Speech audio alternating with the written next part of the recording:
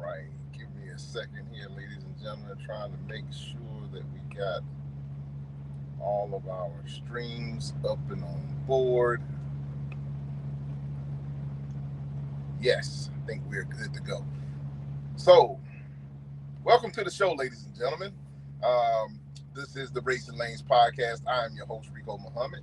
If you would, please do us a huge favor, like, share, and subscribe to the video. If you find anything useful or helpful, entertaining at all tonight out of anything that we discussed tonight, and you know someone that may benefit from this information, by all means, please share the video with them. And with that being said, I don't want to belabor the point. I'm going to welcome in my co-host, Mr. Chuck Snow. Hi, Rico. How are you? Doing well, Chuck. I hope you are. We're doing okay. We really are. Things are good. Good deal. Good deal. Well, I don't want to belabor the point too much. I know that we're in the midst of kind of a little bit of a safety blitz from the CSVS. What is it, CSVA right now? This Safe Driver Week or something like that. So there's enhanced enforcement going on and at least as far as North America is concerned. A little bit of enhanced safety enforcement going on right now this week. And today we are having on our safety expert. I'll let you introduce our guest, Chuck.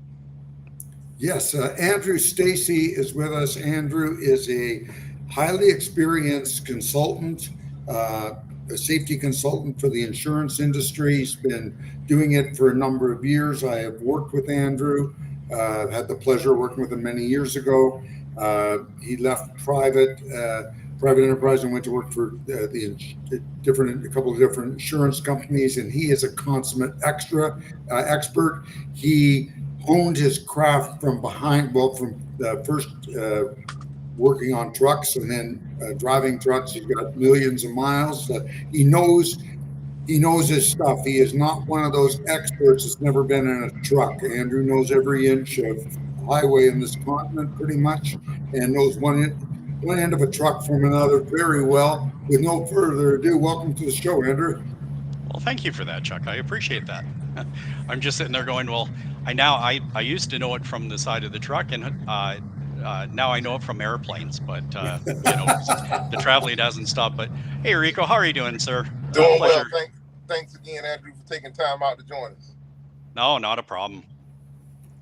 So, Andrew, the first thing I want to talk about, and I guess they are, they're connected, but it's a couple of things I want to talk about. And the first thing is we need to go into a in-depth protocol for post-crash protocols. A couple of our listeners have reached out to me to remind me that it's high time we did this. We did this several years ago, and I think people want to know because things change, and we all need reminders. And unfortunately, the chances of having a crash have gotten even greater lately because of the insanity on our highways throughout North America. This is not an Atlanta issue or North Carolina issue, Rico.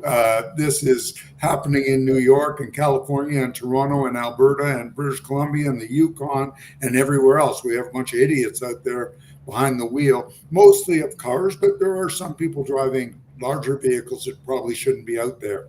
So, Andrew, I'll put it this way. Driver has a crash. What should he or she do? Well, the first step, to be honest, is I think it comes from when the driver is brought in and when you're dealing with senior management. So just because we did work together, I'll kind of relay it back like to the way, we did things. Having an emergency plan within the company, right? That's number one. That's a big start. Make sure you have an emergency plan. Know who needs to be called, who needs to be addressed, because severity of the accident obviously can be gauged, whether it's a small bumper hit and or whether you've got like a serious event on your hands. But to have policies and procedures. I was speaking to a young woman. I can't name her, but I wish I could because she was amazing. I was speaking to a young woman who had to go through this event, and it was serious in nature.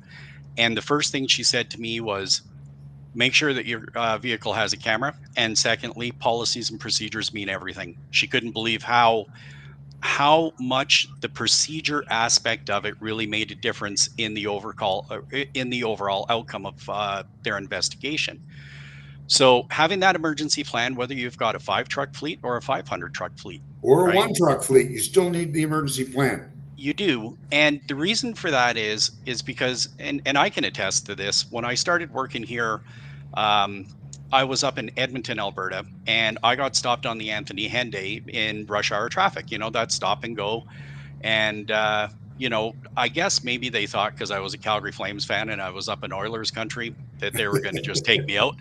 Um, and they did. I could see the guy coming, and I knew I was going to get it. Right. I just put my foot down onto the brake and accepted the hit. There was not much I could do about it. But you know what? After that, and I mean, I'm out with clients and of trucking companies or service companies and that kind of stuff daily. And so I speak this, and I mean, even when I worked with you at Traffics, I mean, we were consistently.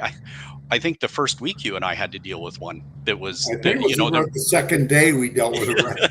it was fairly severe. So, and we didn't have an emergency plan in place at that point because I mean, we were just, stepping into the world. But it's when the driver gets hit, and I mean, like I said, even for myself, it's there's a panic mode that happens. I had to stop and take a breath and go, I'm the one that does this every day.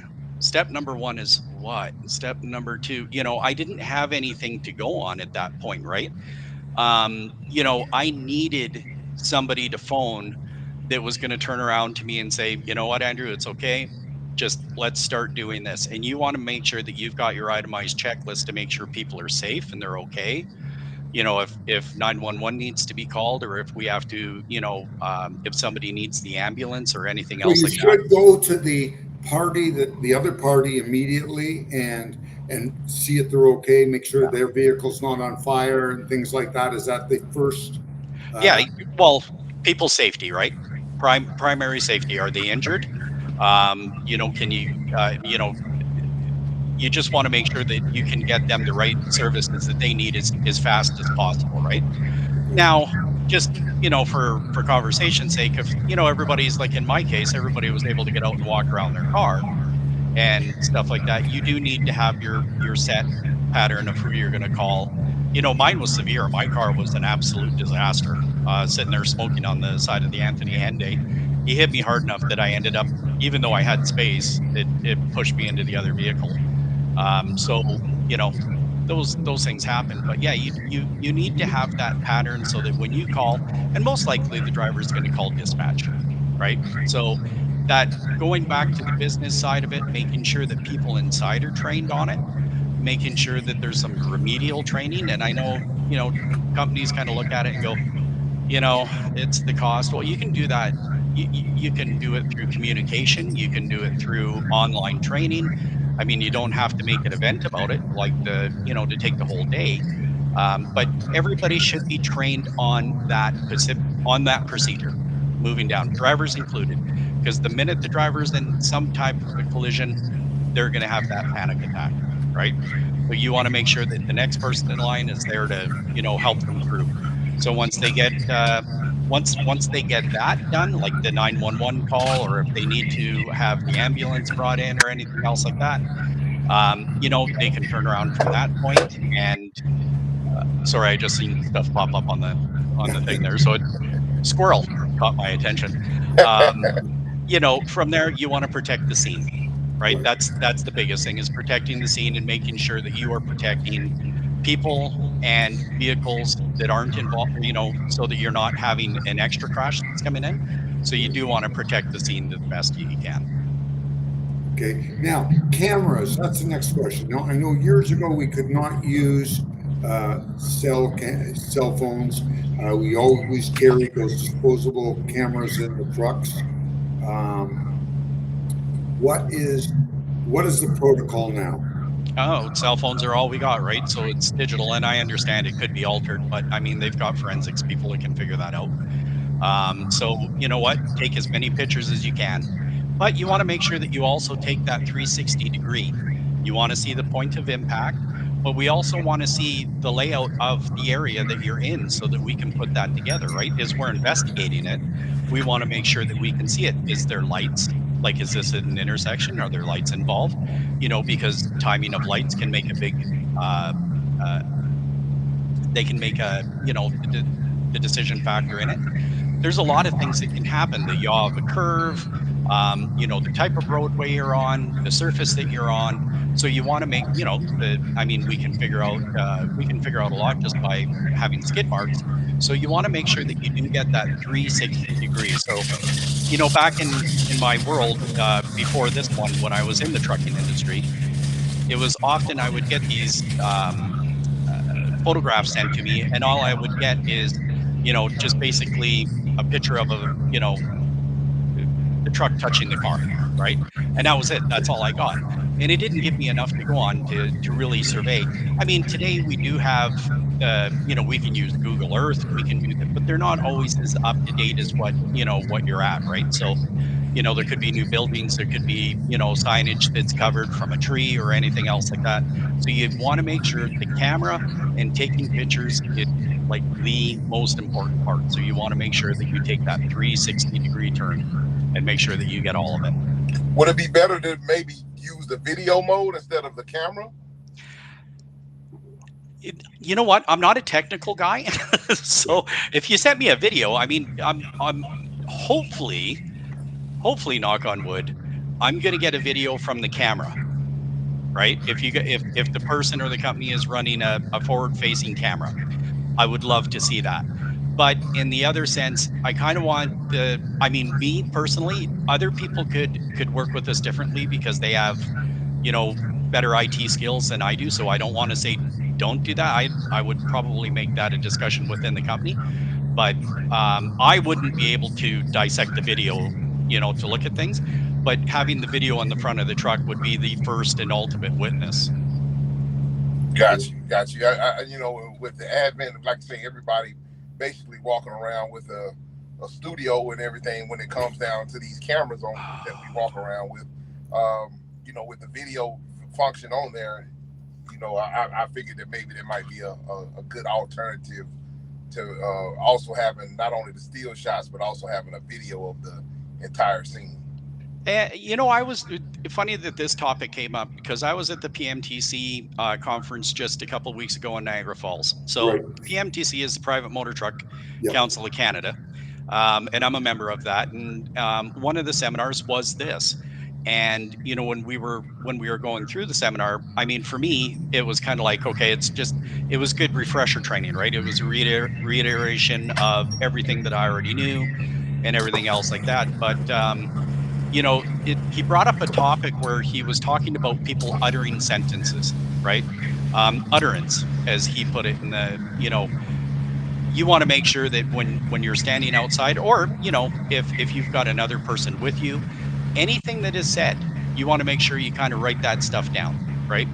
Somebody utters something, they could say, something as simple as, I only left the club, like 20 minutes ago when, this happens, right?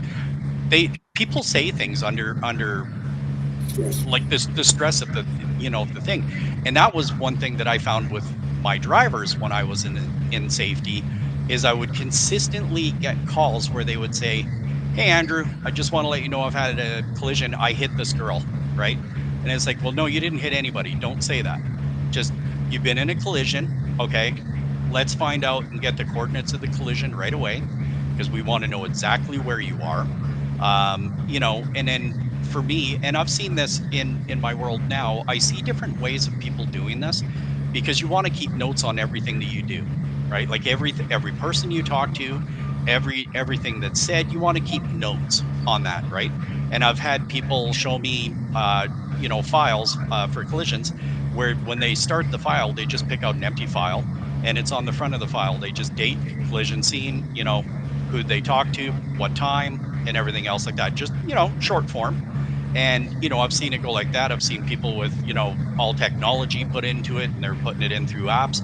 So there's different ways that the companies can do it, but as long as you're capturing everything at the scene as much as you possibly can. Okay. Now, I know years ago they always said, when all this started, with protocols and things, they said, tell your drivers do not take pictures of anybody injured or dead. Is that still the same thing? Yeah, I would say just out of due respect for the people themselves, um, Okay. that's something that the police are going to do, right? Okay. But one of the things I'd like to say is, and what I've learned a little bit more of going through this with a couple different people, is if you are running a forward-facing camera. Now, if you're asking me, I'm going to always tell people when I'm out visiting any company that I visit, the best camera you're going to get is going to be cloud-based, and it's Yeah. going to be forward and rear facing. Okay, 100%. that's it. If you just go with cloud-based forward facing, I'm going to be happy, but I'm telling you, like, the best practice is that forward rear facing, right? But cloud-based is essential, because if there is a serious collision, and we're talking, I always feel bad for saying this because I don't want to jinx anybody, but knock on wood, let's just say that this is could be a fatality collision or close to, but the severity is high. There's a good chance that the officers are going to confiscate that camera. Of course. So if you've got a camera that's going to be card, they're going to confiscate the card, right? And then you don't have any access to that. And that also hurts your defense should there be one.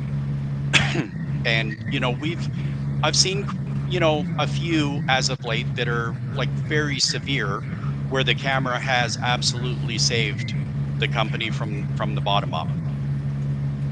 Well, Andrew, I agree with that. Now, my perspective on it is if you're not doing anything wrong, why are you worried about a forward facing camera? Nobody is watching you scratch your privates or anything. Nobody's got time to do that. Um, it's only in case, it's to protect you in case something happens, or if something happens, the insurance company can then evaluate and say, you know what, let's just settle this thing. We settle it out of court because we're going to get slaughtered anyways. Let's just do another court settlement, not bring in the lawyers. They're going to take their 35% or whatever they're taking now, and it's settled and it does go away. You can't hide anymore. It's pretty hard. Well, what's your take on that? You're absolutely right. If you're at fault, you're at fault. That's all there is to it, right? And so you try to settle it at that point, right? However, if you're not at fault, it gives everybody a chance to back you up and to support you. As like I know, a lot of trucking companies are very, because we're getting in more and more and more into this, into more conversations with trucking, telematics, data, this and that. And of course, I mean, it's odd because I would have been scared to share it with an insurance company for sure. But times have changed. Like, since even from when you and I worked together, and we would have our meetings and we would go in and discuss everything that's going on. Times have changed. People, uh, it's trying to be a better business partner now. And if we can defend, we'll defend. But if you can't, and you're at fault, well, then you're at fault. Now, and you and I were just talking about this before we got on, it kind of goes down a rabbit hole. If that driver decides to take their own and make their own decision, and they're going to be on a phone, and they're distracted because they're either talking or watching a video, and I mean, you and I have seen it, watching a movie, sitting up on front, or a game in the back or something else like that. If you're distracted, then that could be on you, that you might be charged criminally, depending on the severity of the situation, right? So, like I said, from the company's point of view, we always try to make it so that you protect that company, right? And you do want to protect the drivers, and drivers need to understand that. And you know what? I think they do for most. There's a lot of places that I go to where, the company doesn't have the money to invest in, per se, heavy technology like that. But the drivers have brought on their own, right? So, okay, I'm not one for the card-based cameras, but hey, if that's what you've got, then that's It's better still than better nothing, I better guess. than Yeah. nothing, right? Yeah. So, I just try to get leveled up if we can, but we accept what's there. It's I would not run a fleet now without them. I just would refuse. There's too much technology out there. Your truck has too much technology, and really, they're gonna find out if you're doing something wrong, right? So, the days, as we were discussing before we went on air, the days that we had, where we did the things that we should never Yeah, talk about we anymore. all did it. Yeah. But that being said, those days are gone, and there is no more of that. So, you can be caught by just about anything. So you just have to do things the right way. Doesn't mean that you have to be perfect. I mean, we can all make mistakes. Human error is part of life, Yeah, you know. but I think we So strive. I think we have to strive for perfection in our companies and ourselves. Even as like even you're driving your car, um, you need to work.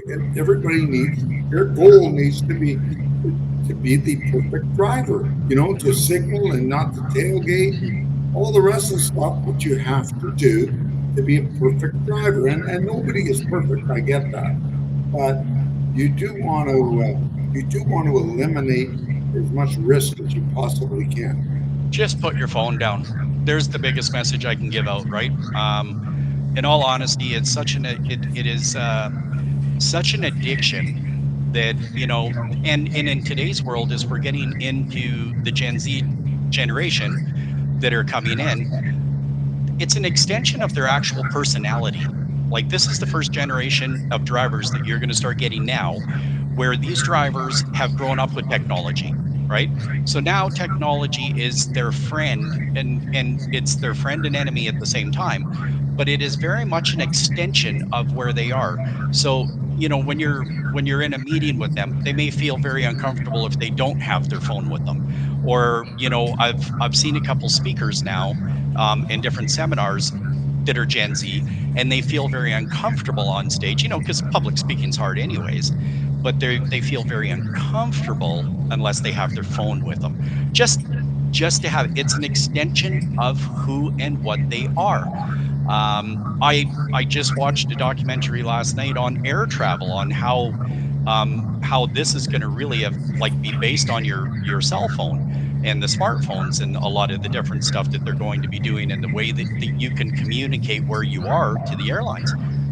It's incredible what AI is coming up with. Some of the stuff we get to see is pretty mind-boggling.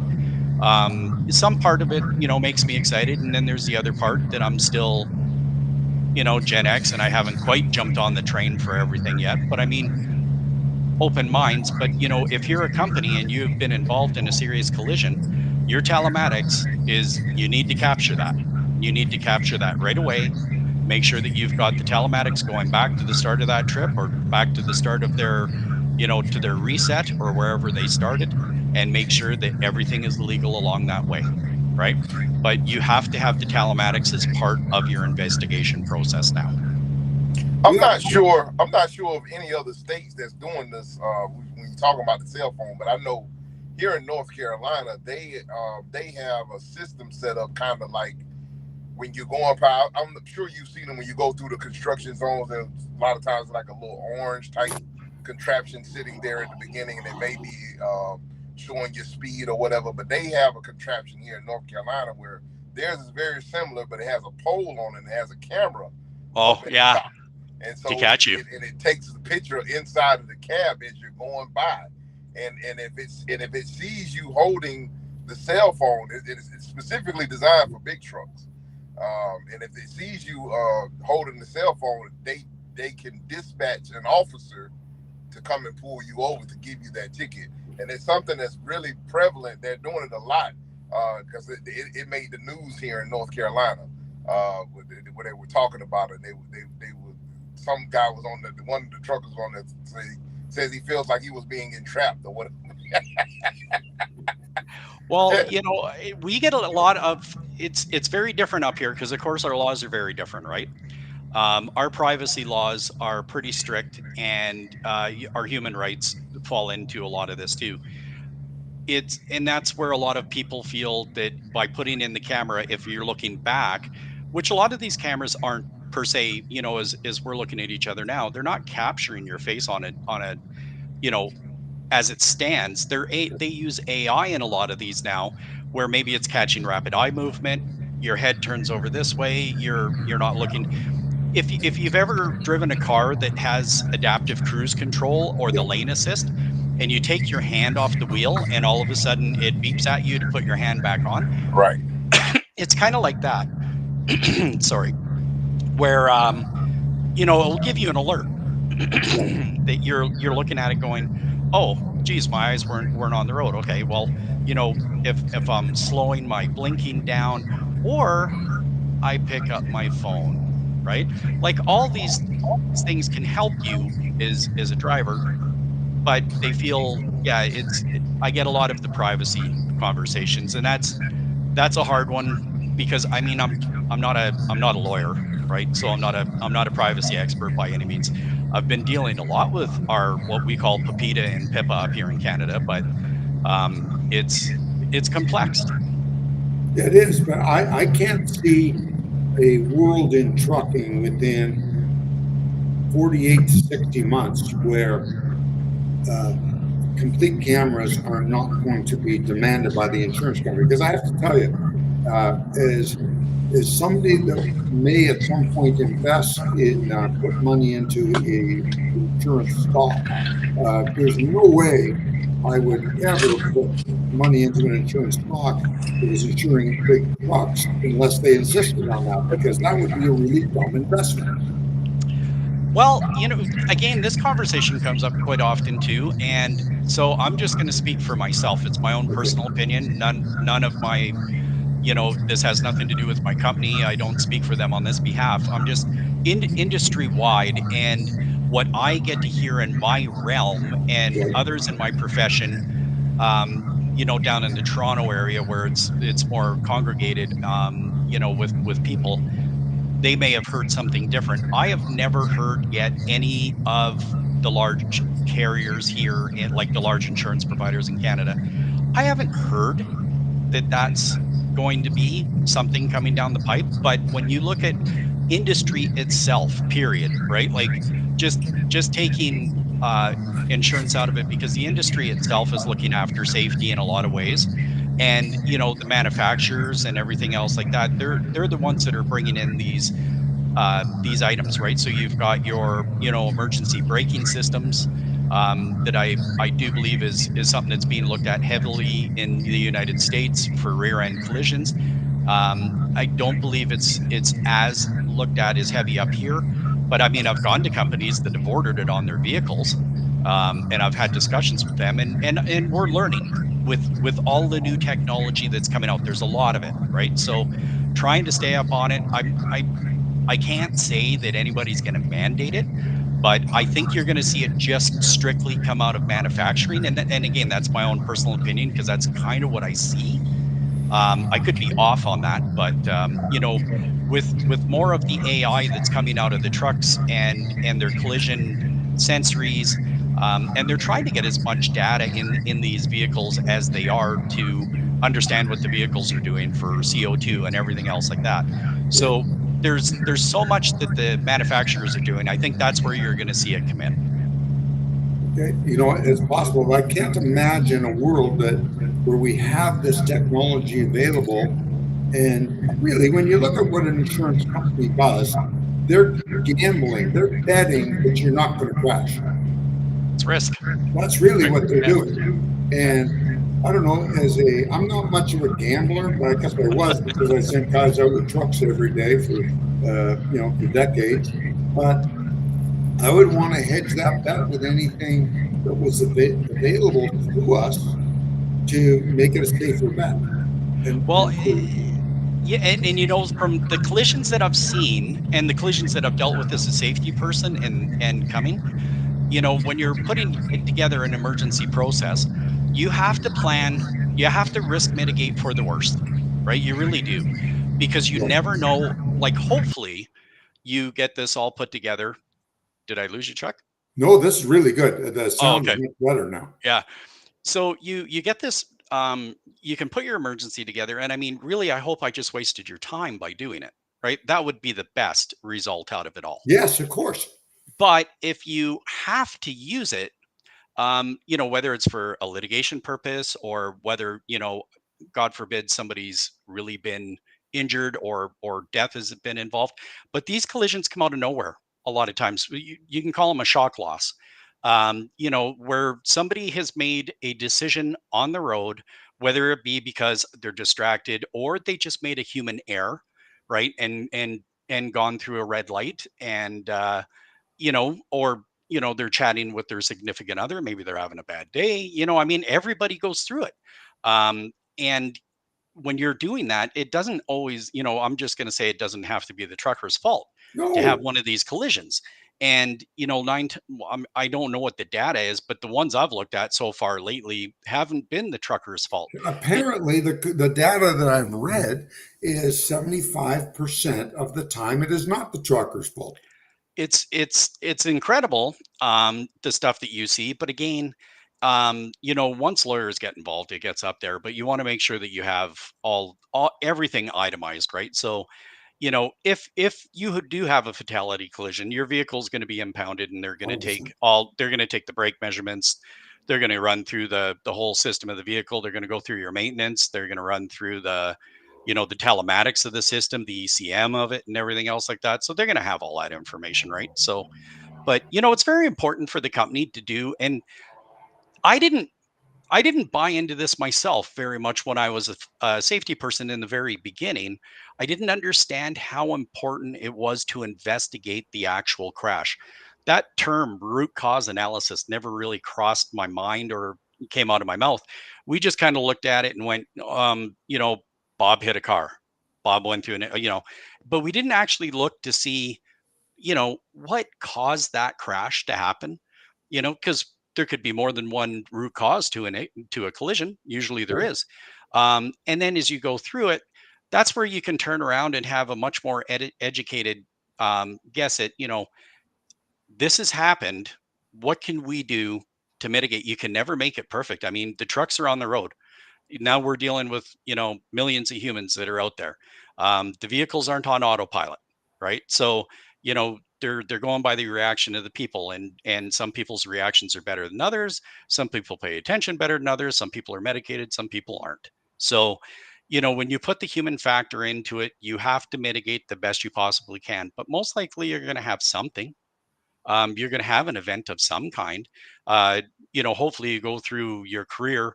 Like, I went through my career as a commercial driver, and knock on wood, I never had an accident in a commercial vehicle ever. And I can tell you, though, that there's many nights that skill wasn't a part of that.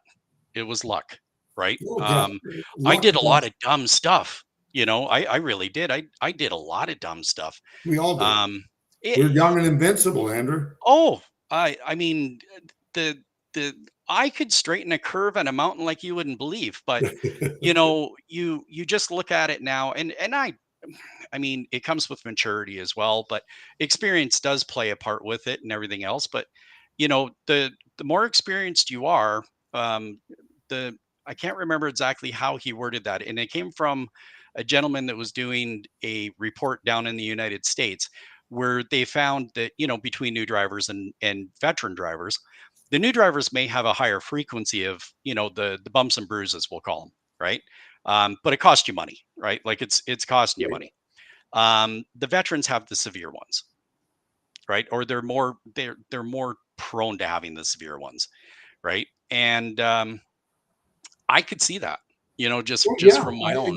because it becomes, and Zig Ziglar, who is a motivational guru, said it beautifully in one of his lessons years ago. And he said, there's something called when you're learning, you are, at best, the very best when you're learning, you're a beginner, you may be competent, okay?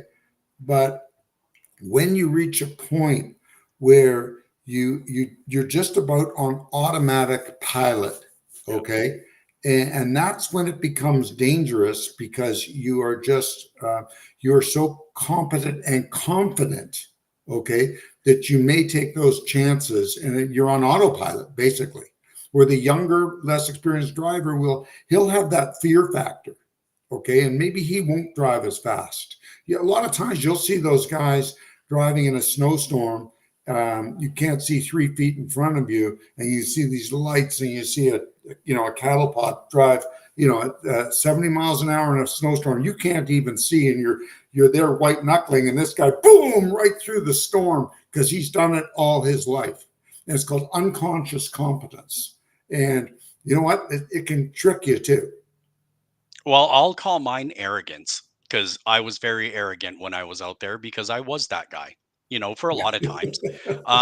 But again, in our world in that day, if you're given 11 3/4 hours to be from Calgary, where I live, to be in downtown Vancouver, it's a 600-mile run through the mountains. You didn't have a lot of time to sit back and, have a coffee with a guy. You flew, and that was it.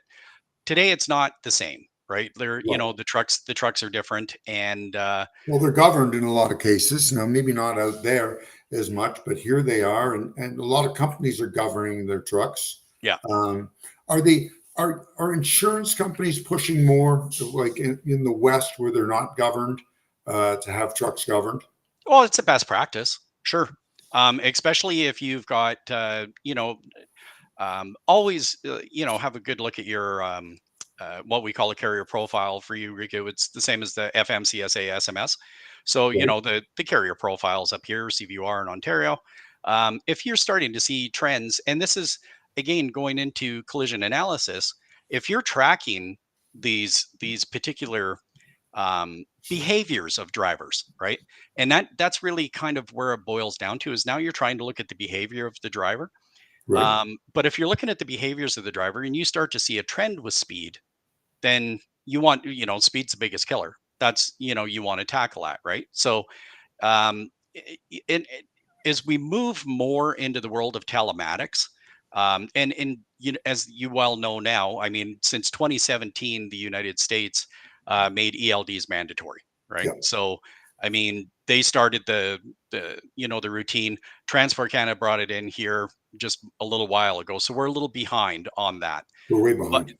yeah, and not every province accepted the same mandate Right. as what, because unlike what the FMCSA, we've got federal regulations up here as well, but each province is its own, where Yeah. it's its It's like own its own domain. country almost. Sure. And so like I'll just because I live in Alberta, I know that we did not, our drivers here in Alberta do not have to run an ELD, run in say between Calgary and Edmonton doing their triples and their turnpikes. Or going up into Grand Prairie or the Gateway to the north, right? They don't have to do that. But if they're a federal carrier, they do. But if they're a provincial carrier, they can get away with it, right? So, Okay. not every province hopped in on that, and then it became who's going to get the fines, how are they going to give fines, and but I mean, as you can see, it's still an evolution, right? Like it's the evolution of where it starts. It gets mandated by the government, and then it goes in. When you're looking at cameras and stuff like that, I can't see that being any different. I don't think, and I could be completely wrong. Maybe the insurance industry does. The people that are much higher up than me that look at things differently.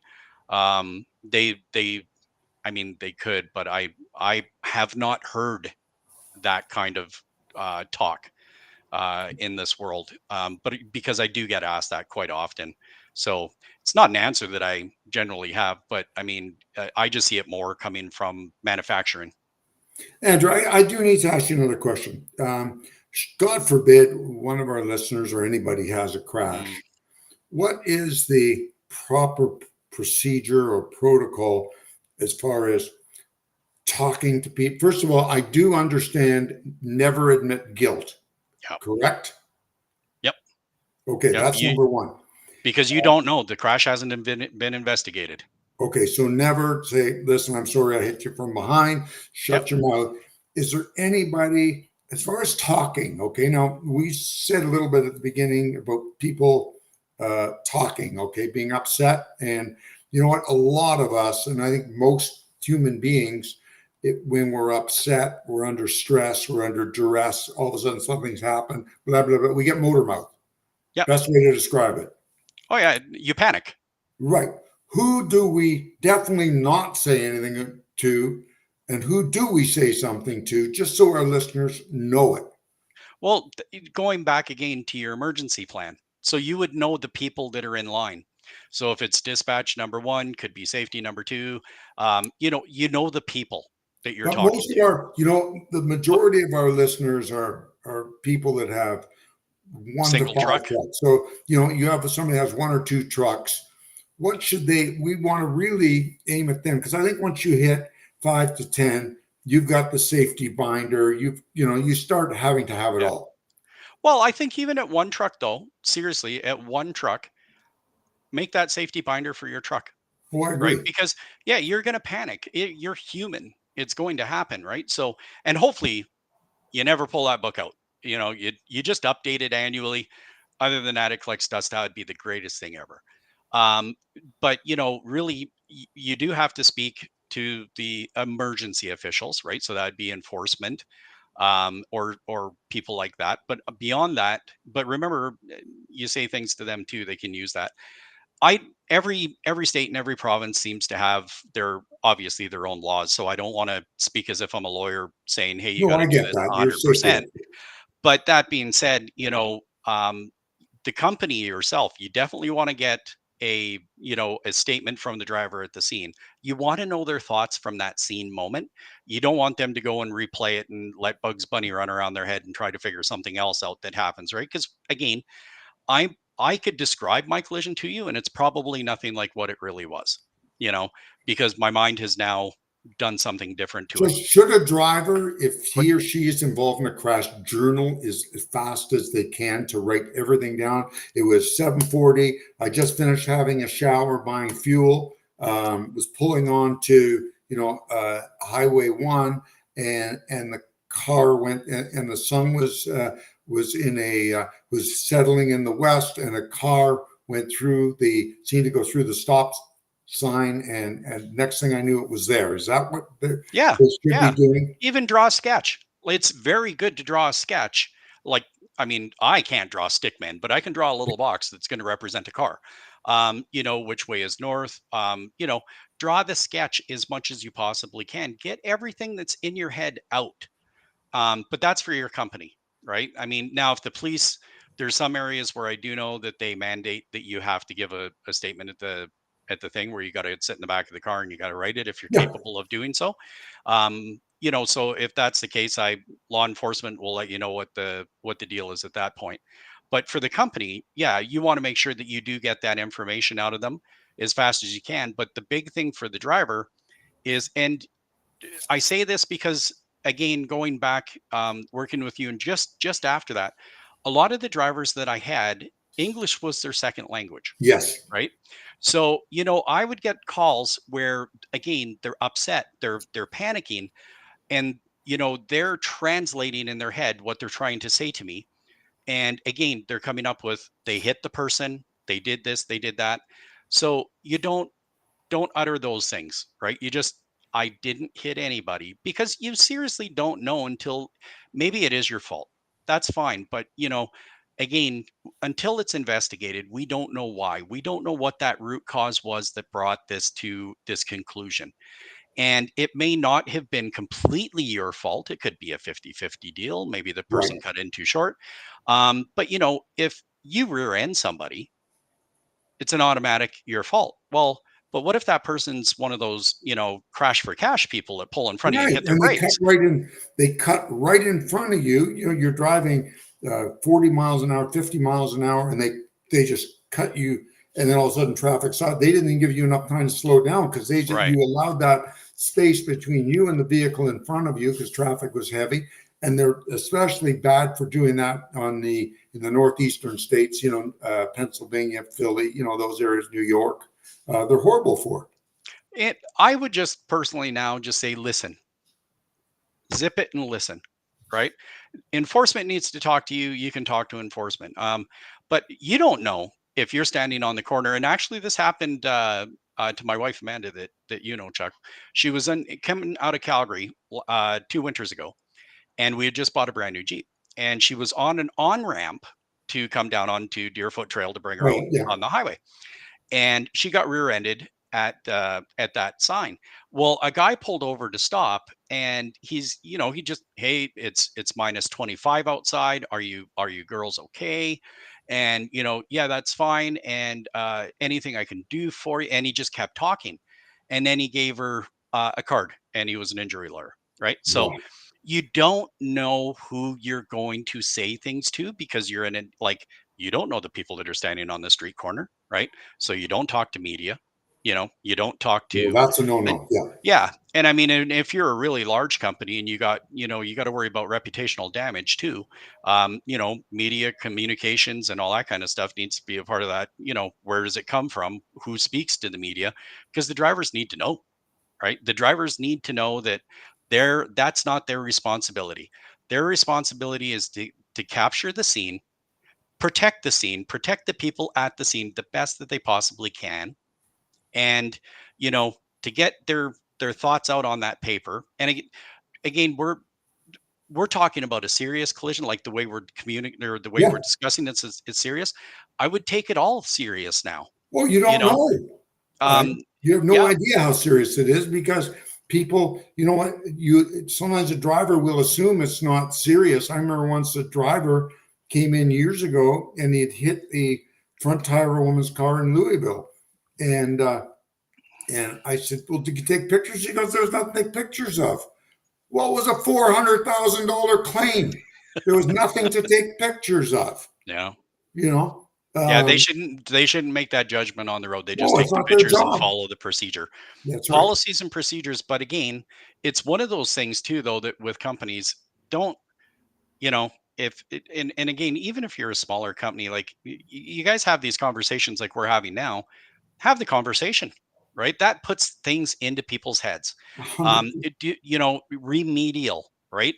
I understand. And as an instructor, I never understood how powerful this was until we started like working with larger companies, because like back in these days, the insurance company was upset with them, too many crashes, and we had to get their loss ratio down. So we were working with them from the driving school aspect on a consulting basis.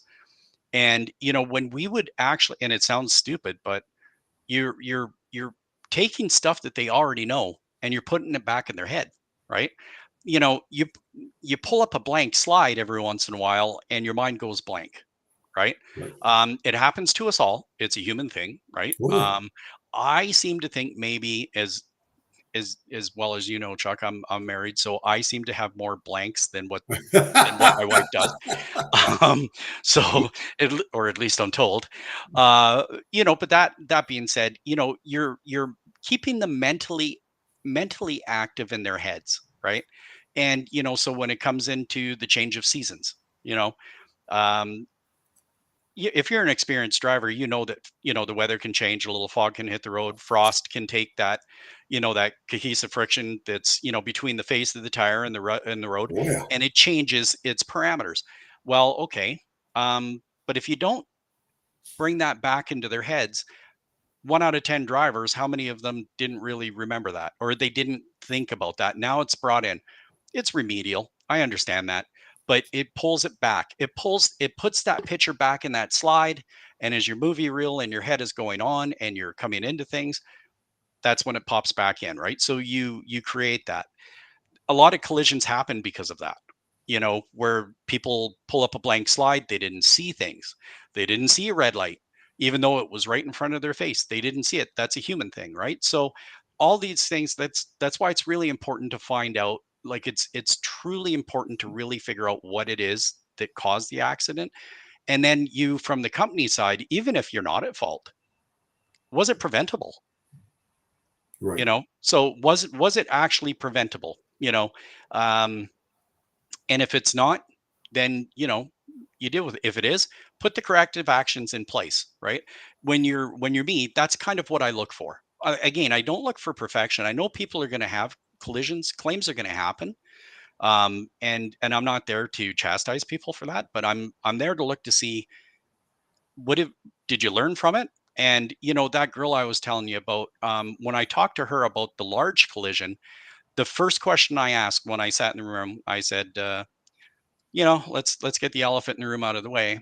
But what did you learn? I mean, it's done. It's in the past, right? So what did we learn from it? And so that's from the root cause. I'm learning with her as we go along, right? Right. But because every collision has its own dynamics to it, so it it can it can be interesting, but you really need to put the effort into to understand the root cause, because a lot of times it's not as simple as a driver pulled out in front, or maybe it is just that simple, right? But you need to know that. Andrew, I don't mean to put you on the spot, but I'm going to ask you a question. If you had to pick one thing that was the cause of more crashes in 2024, truck crashes, what would it be? I don't have any like any data that comes to mind. Like I don't, and it's out there. Like you can get it through like you can get crash data through CCMTA down here out there and stuff like that. So you But you can have to get crash analyze data. it, which, Yeah, just I'm not great just at. going on from what I see and what I find is common, rear end and changing lanes. Okay. Yeah. Um, Now, if my opinion on this comes from the fact that we're driving automatic trucks now, right? We've got automatic trucks. And not that there's anything wrong with automatic. And there's definitely nothing wrong with having disc brakes, right? Like I you like know, this break yeah, personally. me too. Because I wish I had them my day. Then I wouldn't have had to sit on my back where everybody urinates at a brake check and trying to get my 9/16 out. Right. Um, and I don't know why, but brakes are my pet peeve when I Yeah. don't see people like it's one of my irks. But when you're uh, there you go. I pulled up the blank slide. Their train of thought was totally gone there. But it's um, driving these kinds of new pieces of equipment. If and it's again, it's just my observation of going down the road. I find that they're maybe I can use the word rammy. It's foot down, go. Um, Truck will shift itself, and you just put your foot down, right? But then you've got all this braking power now that we didn't have in the Right. early days, and you're also not using a Jake. You're not gearing down. You're just on brakes, right? So it's like a car or a motorhome, and it's on and off and on and off. And when I've well, you live in Ontario, so you go up and down the 401. And Rico, I'm pretty sure it's the same in your state. He The, lives in the, Atlanta, so his world is like the yeah, 401. yeah, I've gone through that area a few Yeah. times. It's made me stay awake. But that, Me too. although I did like Atlanta when I was there, I It's a lovely city, but that road is like insane most of the time. and right now we're having Atlanta heat here, so because I had to check, and we're hotter than Houston, Texas, so um, that shouldn't be. But yeah, it's just my opinion. It's just the way I see things. I just find that with the technology, maybe there's less training provided to the drivers as well. But there's no calmness to it now. It almost feels like there's a chaos, right? Right. The calmness seems to have subsided where, I knew drivers back in the day that their thing was never to touch a brake. You know, Yeah. I lived in the mountains. My job was to stay off my brakes. Of course. I mean, because I didn't want to burn them off going down a hill. Well, yeah. So, it was using gears, it was using sound, it was using the feel, it was using a lot of things. And if you had 140,000 pounds sitting behind you, Well, going down, a 7% grade for a couple of kilometers, that being said, you want to stay off your brakes as much as you possibly can. yeah, But you I'm won't not, have them otherwise.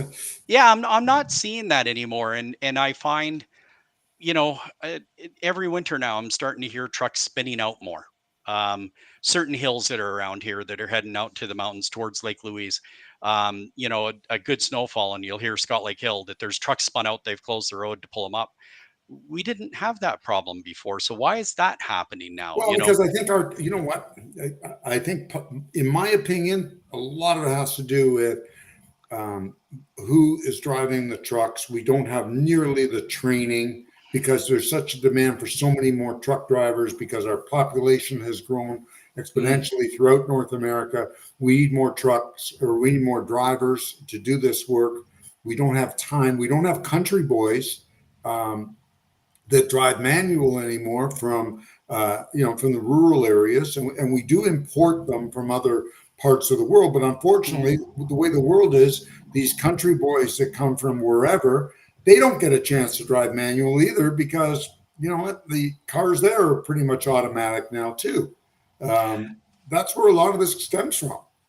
I have not driven like I have not had the chance to have taken an automatic out in the highway. I've driven one through the city. Done some things for some drivers, I've driven one out to the West Coast, and I got to tell you, by pretty the comfy. time, yeah, it was one of those Kenworths I bought years ago. By the time, and I had to go through the states, and I went through Buffalo, New York, and I got to tell you, by the time I got to Buffalo, I was in love with it, because I realized the only time now it wasn't in the winter. Okay, had I had to Yeah. go down. All those canyons on the U.S. side, the 4th of July, and all the rest of them, I may very well have a different opinion if I was in 3 feet of snow or ice. But I got to tell you, on a dry road, pretty, going through places like Chicago, pretty cool. You know what? Your left leg didn't hurt at all.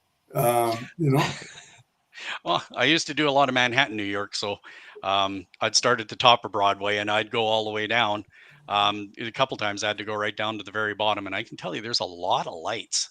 oh yeah, um, you know, and I don't, I was a driver that didn't use my clutch when I shifted, but no, you could still smell my clutch by the time I would get down to those places just from that particular thing. So I would have loved an automatic, but like I said, it's just my observation from what I see. It's just um, it's just rammy. That's the best way I can describe it. And I don't want to knock it, because that's where it's going. I probably wouldn't mind it now myself either. I wouldn't mind an easier ride. I mean, I still love the romance of having my 18 speed. Um, but my brain thinks of, when I get into a truck, it thinks shift, right? So I'd have to retrain myself a little bit, but yeah, you do. uh, But they do have their, and I understand. Like, they've been ramming it down our throats since the idea of it for the 50 years I've been in the business, and they finally have won it over, and they've built much better. I think so. I hear nothing beats that M shift and that one that Volvo came out with. They're the cat's meow. They do a great job. Wonderful transmissions. Uh, Nah, and I'm not going to say that changed what's going on, say, on the 401 or down in Atlanta, but I've been into Ontario a lot this year, spending a lot of time on the 401, and the tailgating is oh, incredible. Like, the absolute, um, eh, I- as I said, I did some reckless things too, but you knew when to pull back. But the tailgating I see, and this is the- I'm experienced out there. I can tell if your truck's loaded or not, right? And these aren't light trucks going down the road that's got the spiff axles on them, yep. and they're hurtling down the road, and the cars in front, like, they're not 5 feet away from them at times. Oh, I I So know. think I think another thing that we have the issue is when it comes to everybody's rushing, and because you're fighting the clock, because we Yep. still don't have the ability to be able to stop the clock once your shift starts.